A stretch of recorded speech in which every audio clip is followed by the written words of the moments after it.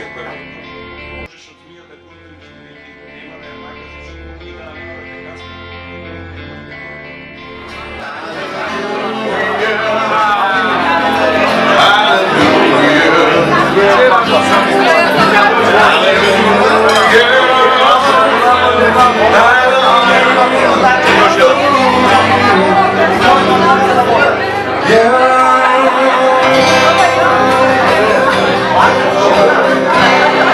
Ова ќе биде опритска промоција на вашата втора книгата, всушност е збирка на колумни. Како гледате на овој проект и колку сте задоволни од промоциите кои досега ги реализирате, синоќа бевте во Скопје, не се лажам, па да ја не сондата. Има ли некој редослед во целата ова приказна или? Редослед од приказката со промоција имаше само еден. Мојот локал патриотизам кој ме врзуваше да почнем со промоцијата на книгата од Ресен. И самиот наслов на збирката колумни се вика Патувајки, па така е замислен и овој караван низ Македонија за представување на книгата. Па откако започна првата промоција во Ресен, потоа продолживме за Прилеп, Струмица, Штип и синоќа во Скопје. Сегде беше навистина убаво, задоволително со доста посета на луѓе, но синоќешната промоција во Скопје беше навистина една исклучителна, што навистина беше радост за мене самиот, но не како автор, туку повеќе како човек се израдувал, затоа што видов дека некојаш добрите и убави настани знаат да соберат народ и од различни партии, од различни националности и сето тоа да функционира навистина убаво за око и радосно за срцето. Какво патување ги очекува читателите во оваа книга? Многу шаренолико би рекол, затоа што кога почнав да ги пишувам колумните, еден од условите кои ги поставив јас од моја страна беше тоа да можам слободно да бирам тема, а да не се врзувам со некоја тема дневно политичка, туку да имам слобода да пишувам како сакам. И затоа испадна толку шаренолика книгата, може таму луѓето што ќе ја прочитаат книгата ќе видат дека е пишувана на разни локации, во авиони, во воз, во кола, некаде веќе кога се сум стациониран, некојаш додека сум одмарал, сум пишувал, така да тоа е една шаренолика книга со многу места, пишувана од многу места, од многу различни позиции, но и која допира многу различни теми, но она што е една скриена жичка, така која провејува секогаш, која е и основа на книгата, која е единствена врзивно ткиво за сите оние колумни напишани 38 на број, е тоа што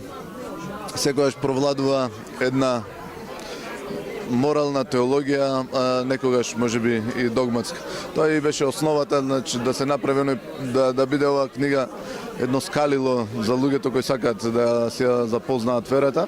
да не биде ѕид, значи да не биде место каде што кога ќе стигнат до некоја теолошка книга да се откажат од верата, да го сватат тоа како сериозно четиво, туку на еден малце позабавен, малце поедноставен начин се обидов да пристапам до народот, отворајќи различни теми, но на крајот секојаш поврзувајќи со една теолошка духовна поука, морална поука, за да не опомене дека треба да бидеме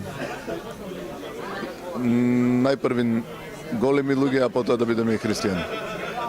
Многу на ова време го нарекуваат невреме, а многу интелектуалци преферираат повеќе и подобро да молчат, отколку нешто да кажат јавно. Колку тежи денес јавно кажање на пишаниот збор, бидејќи кај нас се мери за жал искуствата на политиката. Па за жал, општа констатација е тоа дека многумина интелектуалци замолчале во овој период, некако не сакајќи да влегуваат во тие дневни политики кои знаат луѓето да ги изгорат комплетно. И можеби така од некој самолюбие или размислувајќи со некој страв во себе луѓето да не се изложат на критика, премолчуваат. Но јас имав таа чест, да речем, и шанса да направам нешто на тоа поле, затоа што во оваа група на луѓе кои пишувавме заедно во Трендоленд, во Офнет, Бевме на таква шаренолика дружина со 10-11 различни ликови, различни кога зборувам, различни и по професии, различни и по убедувања, и по политички ставови, дури и по верски размислувања, некојаш различни, но сите бевме со единствена цел, да пишуваме таму, да се обидеме да го посведочиме ова време во кое што живееме, да направиме една реална слика од она што останува надвор од политиката во ова време, да биде тоа збирка на текстови кои некогаш некој ќе ги анализира и можеби ќе констатира дека еве имало и нормални луѓе во тоа време кои се обидувале да направат нешто за државата, а да не е тоа политика. Тоа беше, значи нашата идеја не беше дека ќе го смениме општеството со нашето пишување, туку како што реков, основната идеја беше да пишеме секој на свој начин, секој со своите размислувања, за да се види дека колку и да сме различни луѓето, дека можеме да бидеме едно добро место на живење. И оно што Трендо како уредник на таа рубрика знае да го каже, ево е концептот што го имам јас за тоа како сакам да изгледа Македонија. Македонија сакам да изгледа како што изгледаат моите другари.